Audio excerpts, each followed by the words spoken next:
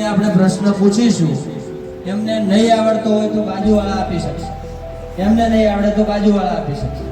પણ જે ટીમને પ્રશ્ન પૂછવામાં આવે છે એ ટીમ ખોટો જવાબ આપશે તો -10 ગુણ થશે.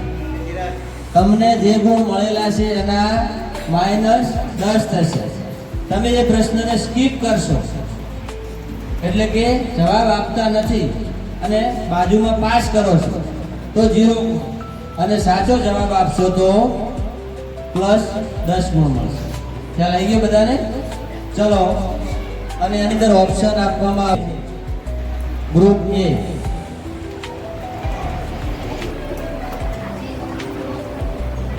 ચલો 30 સેકન્ડનો સમય છે. ચર્ચા કરી અને જવાબ આપશો. ના આવડે તો બાજુમાં પાસ કરી શકો છો. વિમાન જેવું. ચલો, ખોટો જવાબ છે, -5 ગુણ. ચલો વડે તો એમને પણ ઇનામ મળશે એટલે ધ્યાન રાખશો. ચલો છોકરાઓમાં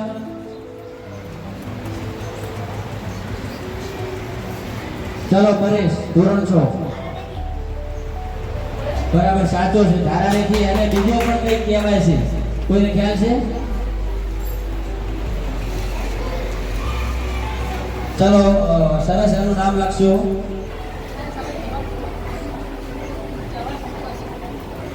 અથવા તો સુરેખીય કહી શકાય છે. ગ્રુપ બી માટે કેવું પ્રતિબિંબ મળે છે? પિન હોલ કેમેરા વડે કેવું પ્રતિબિંબ મળે છે? સમય શરૂ થાય છે, જવાબ આપી શકો છો. આવડે ઊંધું અને નાનું સાચો જવાબ છે, બિલકુલ +10 ગુણ મળે છે. વાહને કાપેલ અંતરને માપવા માટે શેનો ઉપયોગ થાય છે? ચર્ચા કરી ઝડપથી જવાબ આપશો.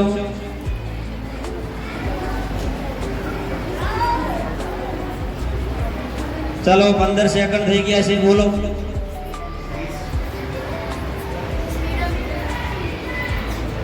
સ્પીડોમીટર બિલકુલ ખોટો જવાબ છે. ચાલો આપણે પૂછીશું.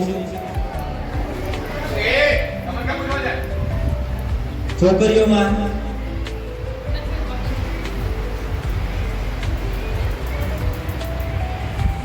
બિલકુલ સાચો જવાબ છે. પ્રમાણિત એકમ કયો છે? ઝડપનો પ્રમાણિત એકમ કયો છે?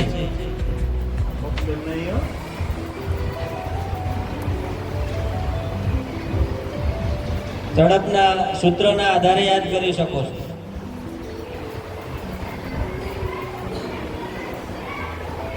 ચાલો 10 સેકન્ડનો સમય થયો છે. 5 સેકન્ડ, 4, 3, 2. ખોટો જવાબ છે, -5 માર્ક્સ મળે છે. ઝડપનો પ્રમાણિત એકમ શું છે?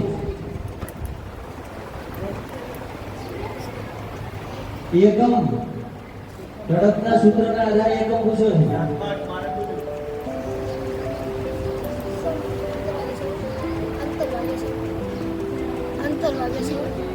એકમ બોલો સચિન.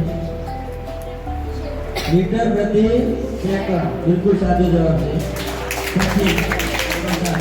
સગડીમાં એલિમેન્ટ કઈ ધાતુનો બનેલો હોય છે? વિદ્યુત પ્રવાહની ઉષ્મીય અસર માટે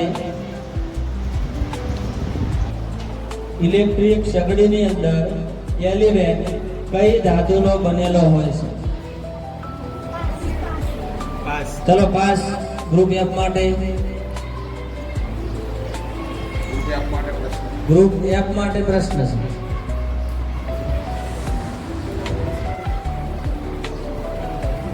જે ઉષ્મીય અસર દર્શાવે છે એ કઈ ધાતુનો તાર બને?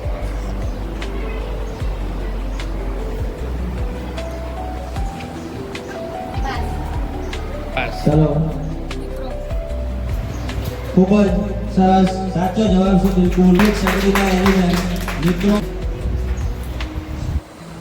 નર જાતીય અંતઃસ્ત્રાવ કયો છે? નર વિજ્ઞાનનો પ્રશ્ન છે.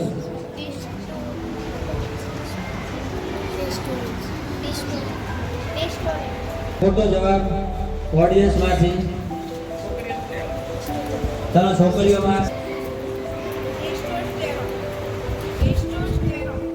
તેરોન સાચો જવાબ છે. ચલો ગ્રુપ જી માટે પ્રશ્ન છે. કઈ કઈ ધાતુઓ ચુંબક વડે આકર્ષાય છે? કઈ કઈ ધાતુઓ ચુંબક વડે આકર્ષાય છે? વેરી ગુડ, બિલકુલ સાચો જવાબ છે. લોખંડ, કોબાલ્ટ અને નિકલની બનેલી વસ્તુઓ છે જે ચુંબક વડે આકર્ષાય છે. ચલો એના પછી ગ્રુપ એચ માટે પ્રશ્ન છે. ધ્વનિની કેટલી પ્રબળતા શારીરિક રીતે મનુષ્ય માટે કષ્ટદાયક હોય છે? ધ્વનિની કેટલી પ્રબળતા છે જે મનુષ્ય માટે કષ્ટદાયક હોય છે? એ તો આપણે અશ્રાવ્ય ધ્વનિ કહેવાય. 20,000 થી વધારે. શ્રાવ્ય નથી પૂછ્યું. કેટલી પ્રબળતાની ધ્વનિ છે જે મનુષ્ય માટે કષ્ટદાયક હોય છે? ખોટો જવાબ છે તમારો. દીક્ષિત.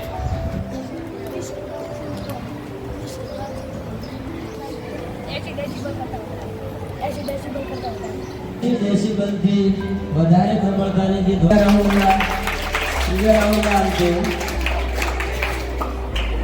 ની અંદર A group 25, B group 40, C group 25, D group 25, E group 25, G group 40, H group 35.